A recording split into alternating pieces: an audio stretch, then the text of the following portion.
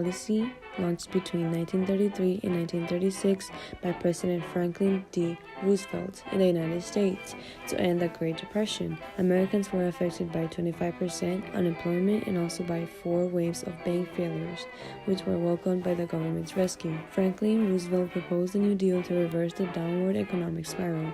The goal for these series of programs was to bring relief to the community, bring recovery to the country, and reform for those who were hit the hardest. The New Deal affected bankers in many ways, such as bringing their temporary closure, which was an act called the National Bank Holiday Act and held in 1933, setting up federal agencies to regulate banking and finance for the residents, and also giving jobs to unemployed workers, which was a positive effect resulting from the New Deal.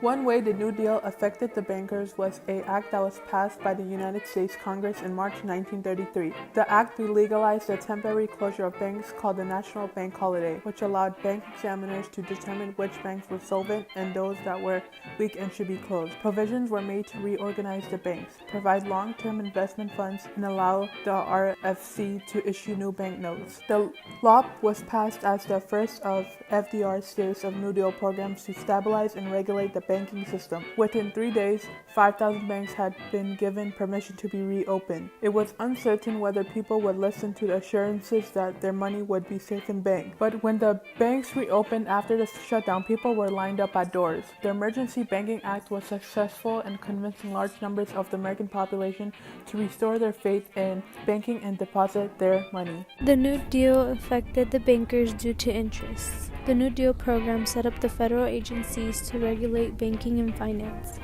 The Securities and Exchange Commission, also known as the SEC, regulated the stock market and enforced laws relating to the sale of stocks and bonds. Also, the Federal Deposit Insurance Corporation, also known as the FDIC, created by the Glass-Steagall Act, ensures savings against loss of a bank if a bank fails. The New Deal also had an effect on workers' rights. The Wager Act and the Fair Labor Standards Act ensure saving against loss. When Roosevelt took office in 1933, he acted swiftly to stabilize the economy and provide jobs and reliefs to those who were suffering. Not only did President Franklin Roosevelt's New Deal policy increase revenue by loans and interest to regulate bank finance, it alongside provided jobs for the unemployed. After the